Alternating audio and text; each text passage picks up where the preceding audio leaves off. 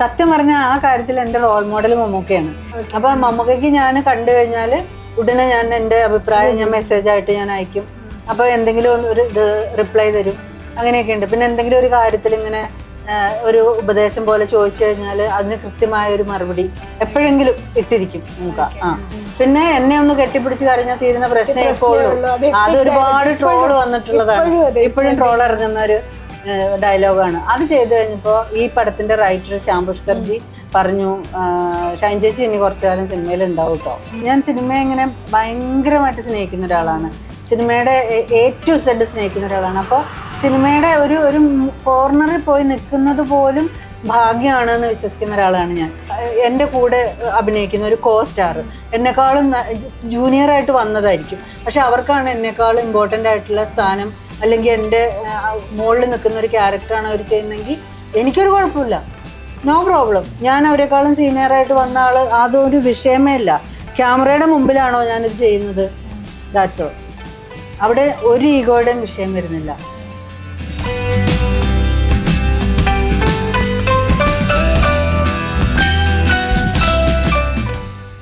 മലയാള സിനിമയിൽ കുറച്ച് വർഷങ്ങളായിട്ട് ഒരുപാട് മുഖങ്ങൾ നമ്മൾ കാണുന്നുണ്ട്. പക്ഷേ ആ മുഖങ്ങളിൽ നമ്മുടെ പ്രേക്ഷകരിലേക്ക് എത്തുന്ന കുറച്ച് നമ്മുടെ മനസ്സിൽ നിൽക്കുന്ന ഒരു മുഖമുണ്ട്. അത്തരത്തിൽ ഒരുപാട് അമവേശങ്ങളിലെത്തി ഒരുപാട് നല്ല സിനിമകളുടെ ഭാഗമായി അസിസ്റ്റൻറ്റ് ഡയറക്ടറായി ഇൻഡസ്ട്രിയിലേക്ക് എത്തിയ നമ്മുടെ പ്രിയപ്പെട്ടിട്ടുള്ള ഷൈനി ചേച്ചിയാണെന്ന് നമ്മുടെ കൂടെ ഉള്ളത്.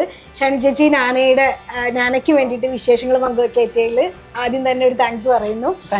വിശേഷമാണ് ഏറ്റവും പുതിയ വിശേഷം എന്നറിയാം. അപ്പോൾ വിശേഷം ഇപ്പോൾ തിയേറ്ററിൽ, കാരണം ചെറിയ സിനിമകളാണെങ്കിൽ പോലും ഇപ്പം നല്ല സിനിമകളാണെങ്കിൽ അത് പ്രേക്ഷകരെ ഏറ്റെടുക്കുകയും തിയേറ്ററുകളിൽ നല്ല രീതിയിൽ മുന്നേറുകയും ചെയ്യാം. അത്തരത്തിലൊരു സിനിമയാണ്. അപ്പോൾ വിശേഷത്തിൽ ചിന്നുവിൻ്റെ അമ്മയായിട്ടാണ് എത്തിയത്. അപ്പൊ അതിനെക്കുറിച്ച് പറഞ്ഞിട്ട് നമുക്ക് തുടങ്ങാൻ തോന്നുന്നു. തീർച്ചയായിട്ടും വിശേഷത്തിൽ അഭിനയിക്കാനായിട്ട് എന്നെ ആദ്യമായിട്ട് വിളിക്കുന്നത് അതിൻ്റെ ഡയറക്ടർ സൂരജ് ടോമാണ്. അദ്ദേഹം എന്നോട് കഥ ഇങ്ങനെ പറഞ്ഞു, ചുരുക്കി പറഞ്ഞു, ഇങ്ങനെ ഒരു കഥയാണ്, ചിന്നുവിൻ്റെ അമ്മയായിട്ടാണെന്ന് പറഞ്ഞപ്പോൾ എനിക്ക് വളരെ സന്തോഷം തോന്നി. കാരണം ചിന്നു എൻ്റെ മരുമകളായിട്ട് ഭീമന്റെ വഴി എന്ന് പറഞ്ഞൊരു പടത്തിൽ അഭിനയിച്ചിട്ടുണ്ട്, വൈഫായിട്ട് അവസാനം വരുന്ന ചിന്നുവാണ്. അപ്പൊ അന്ന് തുടങ്ങിയ സൗഹൃദമാണ് ചിന്നുവിനായിട്ട്. അപ്പൊ അന്നേ പറയും, ചിന്നു ഇനി ഒരു പടത്തിൽ നമുക്ക് അമ്മയും മോളുമായിട്ട് അഭിനയിക്കണം കേട്ടോ, അന്ന് അങ്ങനെ പറഞ്ഞു വെക്കുമായിരുന്നു.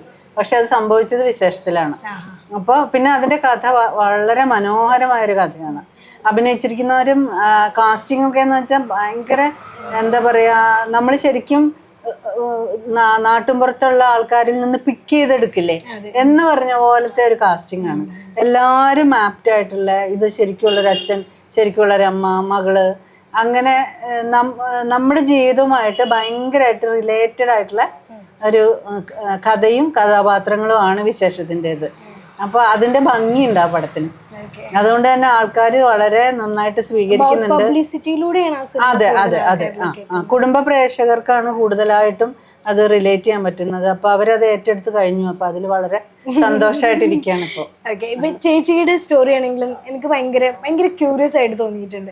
കാരണം 97 കളിയാട്ടം എന്ന് പറഞ്ഞ സിനിമ എത്തുന്നത്. അപ്പൊ ആ ഒരു കല ഇപ്പൊ നമുക്ക് നോക്കുമ്പോൾ 2 പതിറ്റാണ്ടായി ശരിക്കും കളിയാട്ടം എത്തിയിട്ട്. അപ്പൊ അന്ന് മുതൽ ചേച്ചി മലയാള സിനിമയോടൊപ്പം ഉണ്ട്. എനിക്ക് തോന്നുന്നു പല സമയങ്ങളിൽ ബ്രേക്ക് വന്നിട്ടുണ്ട്, പിന്നീട് പിന്നാമ്പുറത്തുനിന്ന് അഭിനയത്തിലേക്ക് വരുന്നു. അപ്പൊ ശരിക്കും ചേച്ചിയുടെ ജേണി എങ്ങനെ നമുക്ക് അത് നമുക്ക് ഭയങ്കര ഒരു ക്യൂരിയസ് ആയിട്ട് തോന്നാറുണ്ട്. അപ്പൊ എങ്ങനെയാണ് ചേച്ചി ശരിക്കും സിനിമേന്റെ കൂടെയുള്ള ആ ഒരു യാത്ര നമുക്ക് ചെറുതാക്കിയിട്ടൊന്ന് പറയാൻ പറഞ്ഞത്? സത്യത്തിൽ ചെറുപ്പം മുതലേ എനിക്ക് സിനിമ ഇഷ്ടമാണ്. കാരണം എൻ്റെ വീടിന്റെ തൊട്ടടുത്ത് തിയേറ്റർ ആയിരുന്നു. അപ്പൊ നമ്മൾ വീട് മാറഞ്ചേരി എന്ന് പറയും, പൊന്നാനി അടുത്ത്. അപ്പോൾ ജിഷാർ തിയേറ്റർ എന്ന് പറഞ്ഞിട്ട് തിയേറ്റർ ഉണ്ടായിരുന്നു. പണ്ടത്തെ കൊട്ടക എന്ന് പറയില്ലേ, സിനിമ കൊട്ടക, അത് തന്നെ ടിപ്പിക്കൽ. അപ്പൊ അതിൽ തൊട്ടടുത്താണ് വീട്. അപ്പൊ ഞങ്ങൾ ചെറുപ്പത്തിലേ തൊട്ട് ഇങ്ങനെ എല്ലാ മാറുന്ന സിനിമകളും മുഴുവൻ കാണും. കണ്ട് കണ്ട് കണ്ട് കണ്ട് കണ്ട് സിനിമ അത്ര ചെറുപ്പത്തിൽ തന്നെ തലയ്ക്കടിച്ച് കിടക്കുകയാണ്. മനസ്സിലായില്ലേ, രജിസ്റ്റേർഡ് ആണ് തലയിൽ സിനിമ എന്നുള്ളത്. പിന്നെ വലുതാകും തോറും സിനിമകൾ കാണുന്ന കാര്യത്തിൽ ഒരു കോംപ്രമൈസും ഇല്ല. വീട്ടിൽ വഴക്കുണ്ടാക്കിയിട്ട് സിനിമകൾ കാണാൻ പോകും ടീനേജ് സമയത്തൊക്കെ. പിന്നെ ഞാൻ പഠിക്കാനായിട്ട് കോഴിക്കോട് LLBക്കൊക്കെ പോയപ്പോഴാണ് ആദ്യമായിട്ട് ഫ്രണ്ട്സിന്റെ കൂടെ പുറത്തു പോയിട്ട് സിനിമ കാണുന്നത്. അപ്പൊ പിന്നെ ഒരെണ്ണം പോലും വിടില്ല, എല്ലാ സിനിമകളും കാണും. അങ്ങനെയാണ് ശരിക്കും പറഞ്ഞാൽ സിനിമ മോഹം ഭയങ്കര ഇതായിട്ട് വന്നത്. ആ സമയത്ത് പക്ഷെ ഞാൻ സിനിമയിൽ അഭിനയിക്കണം എന്ന് പറഞ്ഞപ്പോൾ എന്നെ വീട്ടുകാരും ഫ്രണ്ട്സും ഒക്കെ എതിർക്കുക ചെയ്തത്. കാരണം സിനിമാ ലോകം അവർ നോക്കുമ്പോൾ വളരെ മോശമായിട്ടുള്ളൊരു ഫീൽഡാണ്, എന്തൊക്കെയോ സംഭവിക്കുന്ന ഒരു സ്ഥലമാണ്, ഞാനൊരിക്കലും സുരക്ഷിതമാവില്ല അവിടെ, അതുകൊണ്ട് പോണ്ടെന്ന് പറഞ്ഞ് എല്ലാവരും എതിർക്കുമായിരുന്നു എന്നെ. അങ്ങനെ നമ്മൾ തൽക്കാലം സപ്രസ് ചെയ്ത് വെച്ചു അത്. പിന്നീട് കുറേ കൂടെ മുന്നോട്ട് പോകുമ്പോൾ ഫിലിം ഫെസ്റ്റിവൽ അറ്റൻഡ് ചെയ്ത് തുടങ്ങി. മലയാളമൊന്നും ഹിന്ദിയും തമിഴൊന്നും അല്ലാതെ വേറെയും ഭാഷകളിൽ വേറെയും നല്ല സിനിമകളുണ്ട് എന്നൊക്കെ മനസ്സിലാക്കി തുടങ്ങിയ ഒരു പ്രായത്തിലാണ് സിനിമയെ കുറേ കൂടി സീരിയസ് ആയിട്ട് അപ്രോച്ച് ചെയ്യുന്നത്. അങ്ങനെ ഒരു ഫെസ്റ്റിവലിൽ വെച്ചിട്ടാണ് ജയരാജ് സാറിനെ കാണുന്നതും. സാറിനോട് ഞാൻ IFF ആയിരുന്നു, അതായത് പണ്ട് പല സ്ഥലത്ത് വെച്ചിട്ടായിരുന്നു പണ്ട് IFFI. അപ്പൊ ഈ ഗോവയിലോട്ട് ഷിഫ്റ്റ് ചെയ്യുന്നതിന് മുന്നേ ലാസ്റ്റ് IFFI കേരളത്തിൽ വെച്ചിട്ടായിരുന്നു, ട്രിവാൻഡ്രത്ത് വെച്ചിട്ടായിരുന്നു. അവിടെ ദേശാടനം എന്ന് പറഞ്ഞ സിനിമയുമായിട്ട് ജയരാജ് സാറ് വന്ന ആ വർഷത്തിലാണ്. അപ്പോൾ ഞാൻ സാറിനോട് പറഞ്ഞു, സാർ എനിക്ക് ഇങ്ങനെ സാറിൻ്റെ അസിസ്റ്റൻ്റ് ആയ കൊള്ളാം, അഭിനയിക്കാൻ പറയാൻ പാടില്ലല്ലോ, അങ്ങനെയാണല്ലോ നമുക്ക് ഇൻസ്ട്രക്ഷൻ കിട്ടിയിരിക്കുന്നത്. അപ്പം ഞാൻ പറഞ്ഞ അസിസ്റ്റൻ്റ് ആക്കും എന്നെ. അപ്പോൾ സാറ് പിന്നെന്താ ഷൈനി വർക്ക് നടക്കുമ്പോൾ വന്നോളൂ, ഞാൻ വിളിക്കാം, നമ്പർ എൻ്റെ അസോസിയേറ്റിന് കൊടുത്തിട്ട് പൊക്കോളൂ എന്ന് പറഞ്ഞു. അങ്ങനെ അന്ന് മൊബൈൽ ഫോണൊന്നുമില്ല. അപ്പം നമ്മൾ താമസിക്കുന്ന സ്ഥലത്ത് ലാൻഡ്ലൈൻ നമ്പർ കൊടുത്തു. അങ്ങനെ ഒരു ദിവസം എനിക്ക് വിളി വരികയാണ്, ഇങ്ങനെ കളിയാട്ടത്തിന്റെ പോസ്റ്റ് പ്രൊഡക്ഷൻ നടക്കുന്നു, സ്റ്റുഡിയോയിൽ എത്തണം എന്ന് പറഞ്ഞു. അന്ന് ഒരു 30 വയസ്സ്, 30 താഴെ. എൻ്റെ കല്യാണം കഴിഞ്ഞിട്ട് പോയി കഴിഞ്ഞിട്ടാണ് എൻ്റെ 30th ബർത്ത്ഡേ ആയിരുന്നത്. അപ്പൊ അതിന് മുമ്പാണ്. അപ്പോൾ ആ സമയത്താണ് ഞാൻ, അന്ന് ആരും ഇല്ല, പെൺപിള്ളേരാരും അസിസ്റ്റന്റ് ഡയറക്ടറായിട്ട് ഇല്ല സത്യത്തില്. സത്യൻ സാറിൻ്റെ അടുത്ത് ഞാൻ ചോദിച്ചിരുന്നു. അപ്പൊ സത്യൻ സാറ് ഓക്കെ പറഞ്ഞു. പക്ഷെ അതിനു മുമ്പ് എൻ്റെ കല്യാണം കഴിഞ്ഞു. അങ്ങനെ എനിക്ക് ഒരു ബ്രേക്ക് വന്നുപോയി. അല്ലെങ്കിൽ സത്യം പറഞ്ഞാൽ സാറിന്റെ അസിസ്റ്റന്റ് പടം ചെയ്തല്ലോ, പുള്ളിക്കാരിയേക്കാൾ മുമ്പേ സാറിനെ അപ്രോച്ച് ചെയ്ത ആള് ഞാനായിരുന്നു, സത്യൻ സാറിന്റെ അടുത്ത്. അങ്ങനെയാണ് ഞാൻ അസിസ്റ്റന്റ് ആയത്. അങ്ങനെ സ്നേഹം ചെയ്തു, കളിയാട്ടം ചെയ്തു. അത് കഴിഞ്ഞിട്ടൊരു ബ്രേക്ക് വന്നു. പിന്നെ തിരിച്ച് വീണ്ടും ജയരാജ് സാറ് ദ ട്രെയിൻ എന്ന് പറഞ്ഞ മമ്മൂട്ടി ഫിലിം ചെയ്യുമ്പോഴാണ് തിരിച്ച് ജോയിൻ ചെയ്യുന്നത്. അത് കഴിഞ്ഞിട്ട് നായിക, ദ ട്രെയിൻ, പകർനാട്ടം, പിന്നെ വീരം എന്ന് പറഞ്ഞത് ഒരു ബിഗ് ബഡ്ജറ്റ് മൂവിയായിരുന്നു. അപ്പൊ അതിൽ ജോയിൻ ചെയ്തു. ആ സമയത്താണ് ഞാൻ ഇത് ചെയ്യുന്നത്, എന്താണ് ഓഡിഷന് പോയത്, മഹേഷിന്റെ പ്രതികാരം. അല്ല ചേച്ചി, ഞാൻ ഇതിന്റെ ഇടയ്ക്ക് ചോദിക്കട്ടെ, ഇപ്പൊ ചേച്ചിയുടെ ഫാമിലി ആണെങ്കിലും ഫ്രണ്ട്സ് ആണെങ്കിലും സിനിമ അത്തരത്തിലുള്ള ഒരു വേൾഡ് ആണ് എന്ന രീതിയിൽ നമുക്കൊരു ചിത്രം തന്നിട്ടുണ്ടല്ലോ. അപ്പൊ ചേച്ചി ഇൻഡസ്ട്രിയുടെ അകത്തേക്ക് കടന്നപ്പോ ചേച്ചിക്ക് എങ്ങനെയായിരുന്നു ആ ഒരു അനുഭവം? പുറത്തു നിന്ന് പറഞ്ഞുള്ളതും അതിന്റെ അകത്ത് വർക്ക് ചെയ്തപ്പോഴുള്ള ഒരു അനുഭവം എങ്ങനെയാണ്? അതാണ് ഏറ്റവും തമാശ ബിന്ദു. ബിക്കോസ് ഞാൻ ഒരുപാട് സ്ഥലത്ത്, ഞാൻ പഠിക്കുന്ന കാലം തൊട്ടേ ജോലി ചെയ്യുമായിരുന്നു പാർട്ട് ടൈം ആയിട്ടൊക്കെ. അവിടെ നിന്നൊക്കെ നമുക്കുണ്ടാവുന്ന ചില ദുരനുഭവങ്ങളുണ്ടല്ലോ. ഒരു സ്ഥലത്ത് ചെന്ന് കഴിഞ്ഞ് നമ്മളോട് മിസ്ബിഹേവ് ചെയ്യണമെന്ന് കഴിഞ്ഞാൽ നമ്മൾ വേണ്ട എന്ന് വെച്ചിട്ട് അടുത്ത ജോലിക്ക് പോകും. അങ്ങനെ എത്രയോ അനുഭവങ്ങൾ എനിക്കുണ്ടായിരിക്കുന്നു. പക്ഷെ 2015 ഞാൻ മഹേഷിന്റെ പ്രതികാരത്തിൽ അഭിനയിക്കാൻ പോണേ. ആ വർഷം തൊട്ട് ഈ നിമിഷം വരെ എനിക്ക് ഒരാളുടെ അടുത്തുനിന്ന് പോലും ഒരു മോശമായ അനുഭവം സിനിമയിൽ ഉണ്ടായിട്ടില്ല. എനിക്കത് ഭയങ്കര അത്ഭുതമാണ്, മനസ്സിലായില്ലേ? പക്ഷെ സിനിമയ്ക്ക് അങ്ങനെ ഒരു ചീത്തപ്പേര് പണ്ടേ ഉണ്ടായിപ്പോയി. പക്ഷെ ഇപ്പൊ എത്രയോ പെൺപിള്ളേർ അസിസ്റ്റന്റ് ഡയറക്ടേഴ്സ് ആയിട്ടും ക്യാമറ അസിസ്റ്റൻസ് ആയിട്ടും എല്ലാം വളരെ ബോൾഡായിട്ട് മുന്നോട്ട് വന്ന് വർക്ക് ചെയ്യുന്നുണ്ട്. കോസ്റ്റ്യൂമിൽ എത്രയോ പേരുണ്ട്. ഞങ്ങൾക്ക് ആർക്കും ഈ പറഞ്ഞ പോലെ ഒരു ബുദ്ധിമുട്ടും ഒരാളുടെ അടുത്തൊന്നും ഉണ്ടായിട്ടില്ല സത്യം പറഞ്ഞാല്. പിന്നെ ഈ പ്രൊഡക്ഷൻ കമ്പനികളൊക്കെ കൂടുതലായിട്ട് ശ്രദ്ധിക്കും തോന്നുന്നു. അതെ, ഇപ്പം ഇന്റേണൽ കംപ്ലൈന്റ് കമ്മിറ്റി എന്ന് പറഞ്ഞിട്ടൊരു കമ്മിറ്റി നിർബന്ധമായിട്ട് ഒരു സിനിമയുടെ സെറ്റിൽ ഉണ്ടായിരിക്കണം എന്നാണ്. അപ്പൊ അതിൽ അഭിനയിക്കുന്നവരും പിന്നെ 3-4 പേരുണ്ടാവും മെമ്പേഴ്സ്. നമുക്ക് എന്തെങ്കിലും കംപ്ലൈന്റ് പറയാണ്ടെങ്കിൽ അവിടെ പറയാം, എന്നിട്ട് നമുക്ക് സംഘടനയെ സമീപിച്ചിട്ട് വേണ്ട നടപടികൾ എടുക്കാം. അതുകൊണ്ട് എല്ലാം കൊണ്ടും ഞാൻ പറയുകയാണെങ്കിൽ സേഫ് ആയിട്ടുള്ള ഒരു സ്ഥലം സിനിമയാണ്. ഇപ്പൊ ആരെങ്കിലും നിങ്ങളോട് അങ്ങനെ മോശമായിട്ടൊരു അപ്രോച്ച് നടത്തിയാൽ എന്നെ കൊണ്ട് അത് പറ്റില്ല. ഇപ്പൊ കാസ്റ്റിംഗ് കോച്ച് എന്ന് വിചാരിക്കുക, അപ്പൊ ഞാൻ പറയാണ് എന്നെ കൊണ്ട് സാധിക്കില്ല എന്ന് പറഞ്ഞാൽ എനിക്ക് ആ പടം നഷ്ടപ്പെടും. പക്ഷെ നമുക്ക് വേറെ ചോയ്സ് ഉണ്ട്, വേറെ എത്രയോ പേര് പടം ചെയ്യുന്നുണ്ട്, നമുക്ക് അവരെ സമീപിക്കാം. എല്ലാവരും ഒരുപോലെ ആയിക്കൊള്ളുന്നില്ലല്ലോ. അതുകൊണ്ട് സിനിമാ മേഖല ഒരു മോശപ്പെട്ട മേഖലയാണെന്ന് ഞാൻ ഇന്നേ വരെ ഞാൻ കരുതുന്നില്ല. എൻ്റെ അനുഭവത്തിൽ എനിക്ക് അങ്ങനെ ഉണ്ടായിട്ടില്ല. അപ്പൊ മഹേഷിന്റെ പ്രതികാരത്തിന്റെ ഓഡീഷന് പോകുന്നു. മഹേഷിന്റെ പ്രതികാരത്തിന്റെ ഓഡീഷന് പോകുന്നു. അവർ പറഞ്ഞ സീൻ ഞാൻ അഭിനയിച്ച് കാണിക്കുന്നു. വലിയ പ്രതീക്ഷകളൊന്നും കൂടാതെ വീട്ടിലേക്ക് മടങ്ങുന്നു. ഒരാഴ്ചയോ 2 ആഴ്ച കഴിഞ്ഞിട്ട് എന്നെ വിളിച്ചു പറയുന്നു സെലക്റ്റഡ് ആയിട്ടുണ്ട്, അനുശ്രീയുടെ അമ്മയായിട്ടാണെന്ന് പറഞ്ഞു. അതാണ് ജീവിതത്തിലെ ഒരു ടേണിംഗ് പോയിന്റ്. അങ്ങനെ ഇടുക്കിയിലായിരുന്നു ഷൂട്ടിങ്. അങ്ങനെ ഫഹദ് ഫാസിലായിരുന്നു നായകൻ. ഇത് ചെയ്യുന്ന ആ മൊമെന്റ് വരെ, ഫസ്റ്റ് സീൻ ഷൂട്ട് ചെയ്യുന്ന മൊമെന്റ് വരെ എനിക്ക് അറിഞ്ഞുകൂടാ എനിക്കിത് ചെയ്യാൻ പറ്റുമല്ലോ എന്നുള്ള അറിയില്ല. കോളേജിൽ നാടകങ്ങൾ, സ്കൂള്, മോണോ ആക്ട് ഇതൊക്കെ ചെയ്തിട്ടുണ്ട്.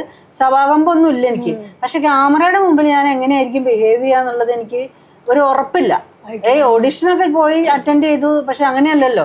നമ്മൾ ഇത്രയും ആൾക്കാർ നിൽക്കുമ്പം അതിന്റെ ഇടയിൽ നമുക്ക് ചെയ്യാൻ പറ്റുമോ? അങ്ങനെ ഒരു ബാക്കിൽ നിന്നിട്ട് അഭിനയിക്കുന്നതാണ് കണ്ടിട്ടുള്ളത്. അപ്പൊ നമ്മള് എനിക്കൊരു ചെയ്യാൻ പറ്റുമായിരിക്കും എന്നുള്ളൊരു തോന്നലിൽ അങ്ങോട്ട് പോയതാ. അതിൽ തന്നെ ആദ്യം നിറച്ച ആൾക്കാരുള്ള ഒരു സീനായിരുന്നു. ഈ സണ്ണിപ്പാപ്പൻ മരിച്ചു കിടക്കുമ്പോ സൗമ്യ വന്ന് ഓട്ടോറിക്ഷയിൽ ഇറങ്ങുന്നു. സണ്ണിപ്പാപ്പൻ പോയടി എന്ന് പറഞ്ഞ് അവളെ പിടിച്ച് കെട്ടിപ്പിടിച്ച് കരയുമ്പോഴാണ് ഫാസ്റ്റ് ഫാസ്റ്റിലേക്ക് ക്യാമറ പോകുന്നതും ആ പാട്ട് തുടങ്ങുന്നതും. അപ്പോൾ അത് പറഞ്ഞ് ആക്ഷൻ പറഞ്ഞപ്പോൾ ഞാൻ ഓടി കരഞ്ഞുകൊണ്ട് ഓടിച്ചെന്ന് കെട്ടിപ്പിടിച്ച് കരഞ്ഞ് അത് ചെയ്തു. ആ ഫസ്റ്റ് ടേക്ക് ഓക്കെ ആയി. അപ്പൊ ആണ് നമുക്ക് സത്യം പറഞ്ഞാൽ ഒരു കോൺഫിഡൻസ് വരുന്നത്.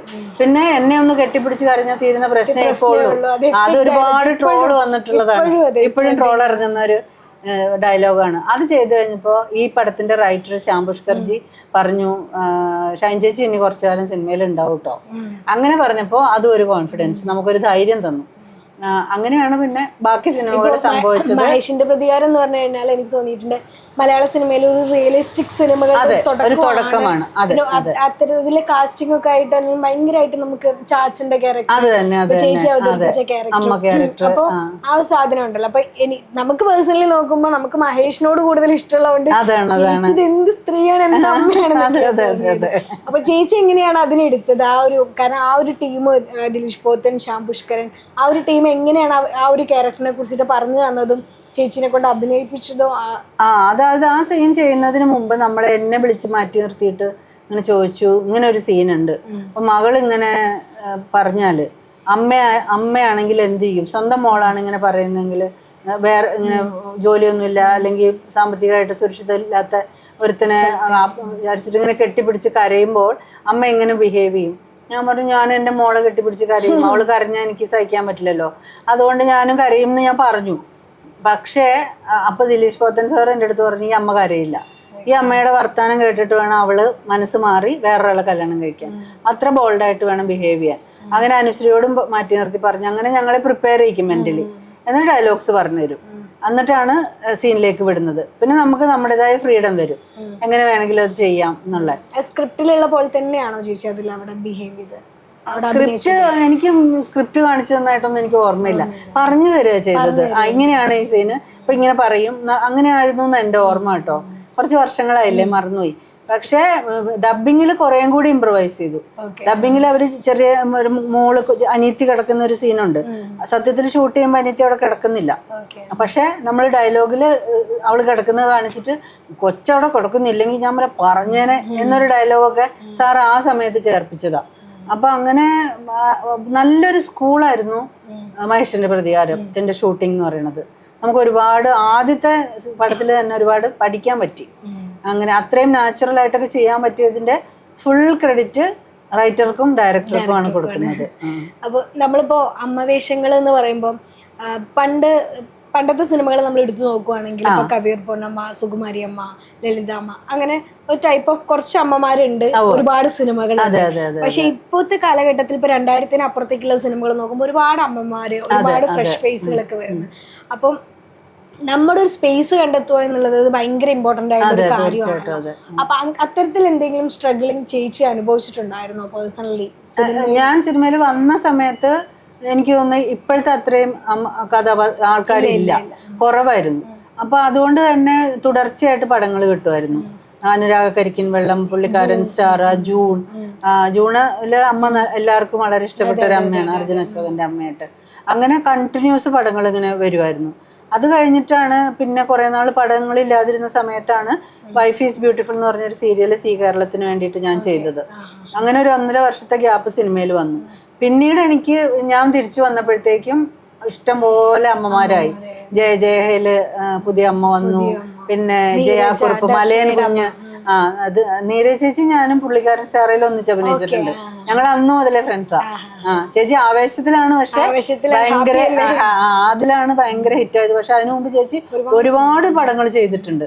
എനിക്കറിയാം. ഞാൻ ഓരോ പടം കാണുമ്പോൾ നീര ചേച്ചിനെ വിളിച്ച് പറയും. രക്ഷാധികാരി ബൈജു കാണുമ്പോ അതില് ഉണ്ട് ഉണക്കുന്ന അങ്ങനെ ചേച്ചി കുറെ മുന്നേ പടങ്ങൾ ചെയ്തിട്ടുണ്ട്.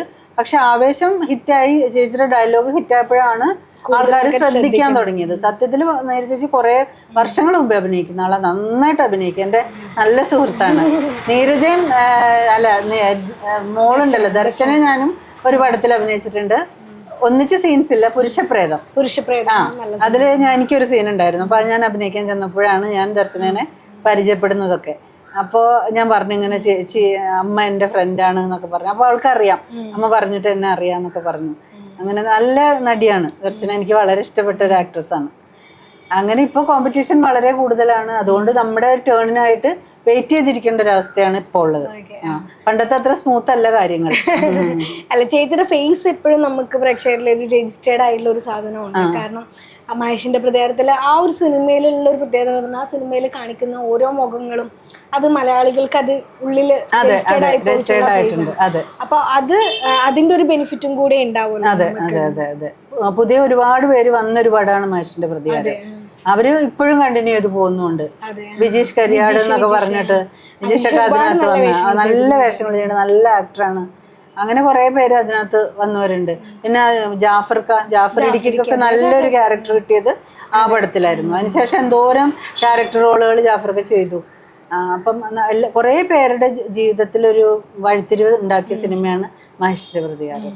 ചേച്ചി പിന്നെ അതേപോലെ ഞാൻ ഇപ്പം തരുൺമൂർത്തിയുടെ കൂടെ വർക്ക് ചെയ്തിട്ടുള്ള ഇപ്പോൾ ഓപ്പറേഷൻ ജാവയാണെങ്കിലും പിന്നെ സൗദി വെള്ളയ്ക്കാണെങ്കിലും സൗദി വെള്ളയ്ക്കയുടെ ഒക്കെ ഇതിൽ നിങ്ങൾ ഒരുപാട് ഇപ്പോൾ ജൂനിയർ ആർട്ടിസ്റ്റ് എന്നുള്ളൊരു പദം പോലും നമ്മൾ യൂസ് ചെയ്യേണ്ട ആവശ്യമില്ല എന്ന രീതിയിലൊക്കെ ഭയങ്കര നിലപാടൊക്കെ നിങ്ങളുടെ ആ ഒരു ടീം പറഞ്ഞിട്ടുണ്ടായിരുന്നു. അപ്പം ഞാൻ ചോദിക്കുന്നത്, ചേച്ചിക്കാണെങ്കിൽ ഇപ്പോൾ ചേച്ചി ഒരുപാട് സിനിമകളിൽ, ചേച്ചി ഏതൊരു ഇന്റർവ്യൂവിൽ ഞാൻ കേട്ടായിരുന്നു ജിയോ ബേബിയോട് പറഞ്ഞു പാസിംഗ് ഷോട്ട് ആണെങ്കിലും വിളിച്ചോടാ. അപ്പൊ ചേച്ചി അങ്ങനെ ശരിക്കും അങ്ങനെ വിചാരിക്കുന്നുണ്ടോ? അതോ എന്തായാലും കുഴപ്പമില്ല നമുക്ക് അഭിനയിക്കാം, അങ്ങനെ ഒരു മൈൻഡാണോ ചേച്ചി? തീർച്ചയായിട്ടും ഞാൻ അങ്ങനെയാണ്. ഞാൻ സിനിമയെ അങ്ങനെ തന്നെ നോക്കാണ്. ഞാൻ സിനിമയെ ഇങ്ങനെ ഭയങ്കരമായിട്ട് സ്നേഹിക്കുന്ന ഒരാളാണ്. സിനിമയുടെ A to Z സ്നേഹിക്കുന്ന ഒരാളാണ്. അപ്പോൾ സിനിമയുടെ ഒരു കോർണറിൽ പോയി നിൽക്കുന്നത് പോലും ഭാഗ്യമാണ് എന്ന് വിശ്വസിക്കുന്ന ഒരാളാണ് ഞാൻ. ചില ക്യാരക്ടേഴ്സ് കാണുമ്പോൾ ഞാൻ പൊന്നാനിയിൽ ജനിച്ചു വളർന്ന, എനിക്ക് പൊന്നാനി ഭാഷ നന്നായി വഴങ്ങും. ഞങ്ങൾ ചെറുപ്പത്തിൽ അങ്ങനെ സംസാരിച്ച് വളർന്നുണ്ട്. പക്ഷെ പിന്നീട് നമ്മൾ അവിടെ നിന്ന് മാറിപ്പോയെങ്കിലും ഈ സാധനം നമ്മുടെ ഉള്ളിൽ കിടപ്പുണ്ട്. അങ്ങനെയാണ് ഞാൻ സക്കറിയയുടെ സുഡാനി ഫ്രം നൈജീരിയ കാണുമ്പോൾ ആ രണ്ട് അമ്മമാരെ കണ്ടപ്പോൾ ഭയങ്കര കൊതി വന്നുപോയി. അവരിങ്ങനെ ഇത് സംസാരിക്കുന്ന കണ്ടപ്പോൾ ഞാനപ്പോൾ സക്കറിയയുടെ നമ്പർ സംഘടിപ്പിച്ച് അത് വിളിച്ചു. ഞങ്ങൾ സംസാരിച്ചു, ഞങ്ങൾ ഫ്രണ്ട്സ് ആയപ്പോൾ ഞാൻ പറഞ്ഞു, സക്കറിയ എന്തെങ്കിലും ഒരു പടം ചെയ്യുമ്പോൾ ഈ മുസ്ലിം ഭാഷ പറയുന്ന ഒരു ക്യാരക്ടർ വന്ന് എന്നെ വിളിക്കണം കേട്ടോ. അതൊരു ചെറിയ റോളായെങ്കിൽ പോലും എന്നെ വിളിക്കണം എന്ന് ഞാൻ പറഞ്ഞിരുന്നു. അങ്ങനെ അത് സക്കറിയ ഓർത്ത് വെച്ചിട്ടാണ് ഹലാൽ ലവ് സ്റ്റോറിയിൽ എനിക്ക് ഒരു അലക്കുന്ന താത്തയുടെ ക്യാരക്ടർ വന്നത്. മലപ്പുറം സ്ലാങ് ആയിരുന്നു. അപ്പൊ എനിക്ക് അതിനകത്ത് 2 സീൻ ഉണ്ടായിരുന്നു. ഒന്ന് ഇന്ദ്രജിത്തിന്റെ കൂടെയായിരുന്നു. പിന്നെ ഒന്ന് ഞാനിങ്ങനെ അലക്കിക്കൊണ്ടിരിക്കുമ്പോൾ അവിടെ സിനിമ ഷൂട്ട് ചെയ്യുന്നപ്പോൾ അലക്കുന്നതിന്റെ ശബ്ദം അവിടെ സിങ് സൗണ്ട് ആണ്. അപ്പം ശബ്ദമില്ലാണ്ട് ചെയ്യാൻ വന്നിട്ട് അസിസ്റ്റന്റ് പറയുമ്പോൾ അവനെ ചീത്ത പറഞ്ഞ് ഓടിച്ചു വിടുന്ന ഒരു സീനായിരുന്നു. അത് ഞാൻ ആ മലപ്പുറം സ്ലാങ്ങിലാണ് സംസാരിച്ചത്.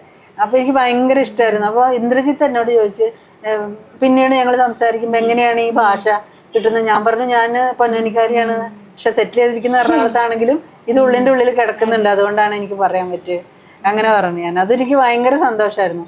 അപ്പോൾ ഞാൻ എന്നിട്ട് ചിലർ വിളിക്കും, പറയും ചേച്ചി ഒന്നുമില്ല, പിന്നെ ഒരു സീൻ പോലും ഇല്ല എന്നൊക്കെ പറയുമ്പോൾ ഞാൻ പറയും, വല്ല പാസിംഗ് ഷോട്ട് ആയാലും മതി, ഞാൻ വരും, എനിക്കത് കുഴപ്പമില്ല. സിനിമയുടെ ആ ഭാഗമാവുക എന്നുള്ളതൊരു വലിയ കാര്യമാണെന്നാണ് ഞാൻ വിശ്വസിക്കുന്നത്. കഴിഞ്ഞ ദിവസം അതുപോലെ അൽത്താഫ് സലീം ഞാനും വിശേഷത്തിൽ ഒന്നിച്ച് അഭിനയിച്ചു. അപ്പം ഞാൻ പറഞ്ഞു, അൽത്താഫ് പടം ചെയ്യുന്നുണ്ട്, ഓടും കുതിര ചാടും കുതിര, ഫഹദ് ഫാസിലാണ് മെയിൻ. അപ്പം ഞാൻ പറഞ്ഞു, അൽത്താഫ് പടത്തിൽ ഇത് വല്ലതും ഉണ്ടോ നമുക്ക്? ചേച്ചി അതിൽ ഒന്നുമില്ല, നിങ്ങളെപ്പോലെയുള്ള ആൾക്കാർക്ക് ചെയ്യാൻ പറ്റിയ ക്യാരക്ടേഴ്സ് അല്ല, ഒരു സീനൊക്കെ ഉണ്ടാവുള്ളൂ, അതൊക്കെ എങ്ങനെ ചേച്ചിനെ വിളിക്കും? ഞാൻ പറഞ്ഞു, അങ്ങനെ പറയരുത്, ഞാൻ വരും, ഒരു സീനുള്ളതൊന്നൊരു വിഷയമല്ല, ആരുടെ സീനാണെങ്കിലും മതി, ഞാൻ വരും എന്ന് പറഞ്ഞു. അത് ഓർത്ത് വെച്ചിട്ട് പുള്ളി 2 ദിവസം മുമ്പ് എന്നെ വിളിച്ചു. എന്നിട്ട് തൃശ്ശൂർ വെച്ചിട്ട് ഒരു സീൻ ഉണ്ടായിരുന്നു. പക്ഷെ ഫഹദിന്റെയും കല്യാണി പ്രിയദർശിനിയും കൂടെയാണ് സ്ക്രീൻ ഷെയർ ചെയ്യുന്നത്.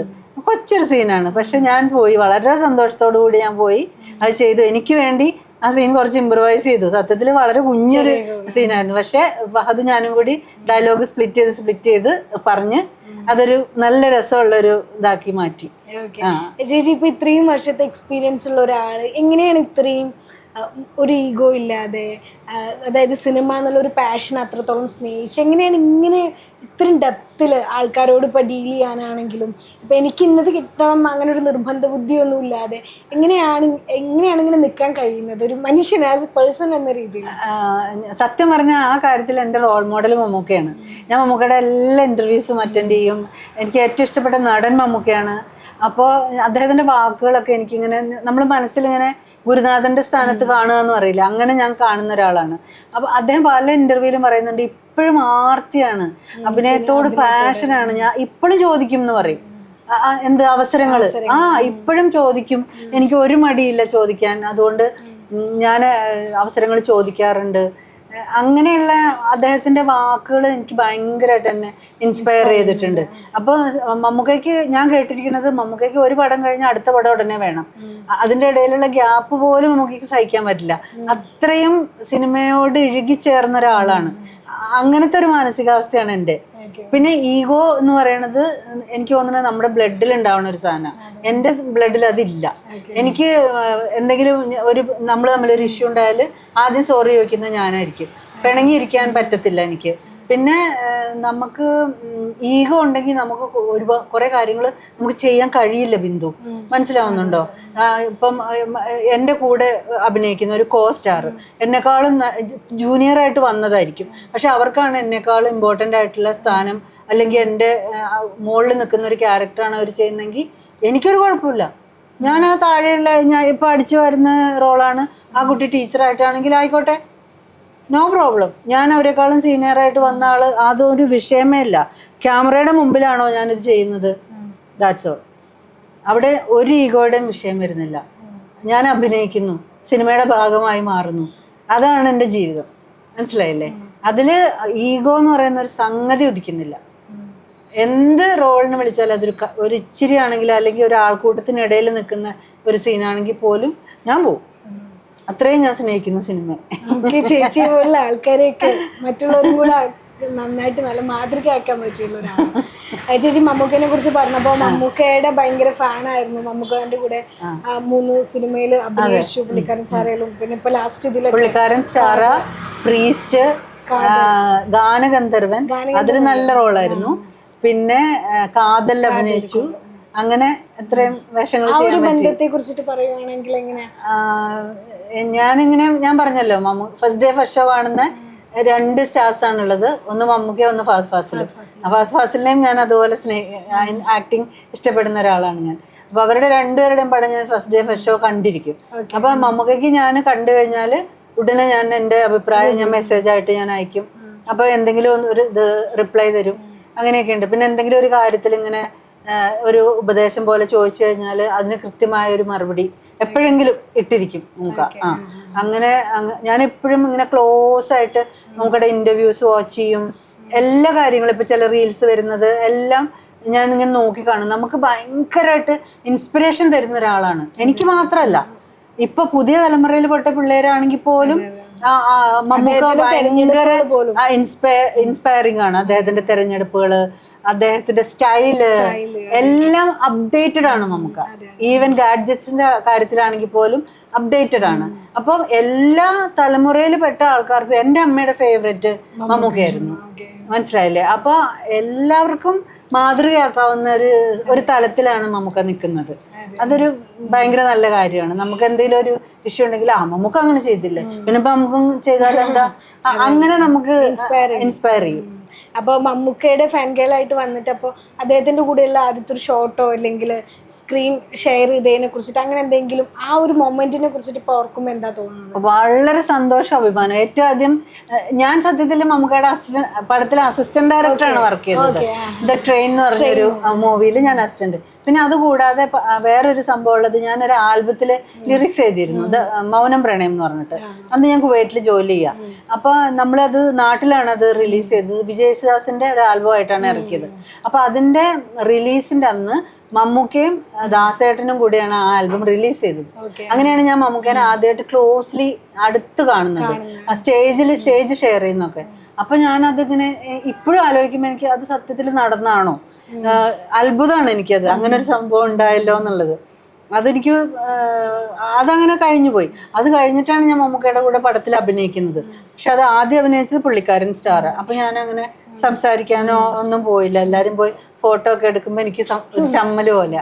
ഞാൻ പൊതുവെ ആരുടെയും കൂടെ പോയി ഒന്ന് ഫോട്ടോ എടുക്കില്ല. അതുകൊണ്ട് എൻ്റെ അനിയത്തിയൊക്കെ എപ്പോഴും ഇങ്ങനെ വഴക്കുണ്ടാക്കും, എടി നീ ഫഹദിന്റെ കൂടെ അഭിനയിച്ചില്ലേ, ഒരു ഫോട്ടോ എടുക്കണ്ടേ.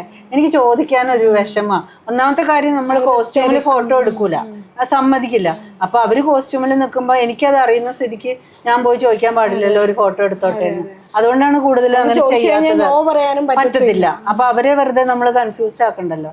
അങ്ങനെ മമ്മൂക്കയുടെ കൂടെ ആദ്യം ചെയ്തത് പുള്ളിക്കാരൻ സ്റ്റാറാണ്. അതിൽ ഞങ്ങളെ പഠിപ്പിക്കുന്ന മാഷായിട്ടാ. അപ്പൊ എനിക്കായിരുന്നു മമ്മൂക്കയായിട്ട് കോമ്പിനേഷൻ ഉണ്ടായിരുന്നത്.